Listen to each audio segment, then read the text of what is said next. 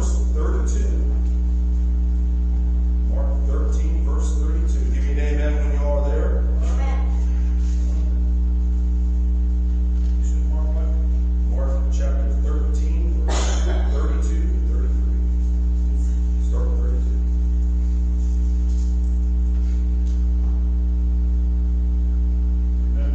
All right.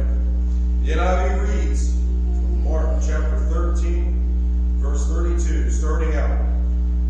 But about that day or hour no one knows, not even the angels in heaven, nor the Son, but only the Father.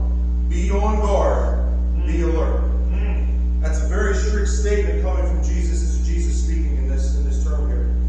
Even Jesus tells you you're not supposed to be dropping your guard. The whole point of being a Christ follower that I know Pastor Jason has preached on numerous times is that you need to be prayed up, fasted up, ready to be called. Amen? Amen. That's what we want of it. So when someone says that you need to drop your guard, you need to loosen up, that is a trap. I don't care who says it. It is a trap. And taking it from personal experience. When someone says this, they want you to be a part of the world because they cannot leave the world behind to serve Jesus Christ. That's a very important feature to follow here on this one.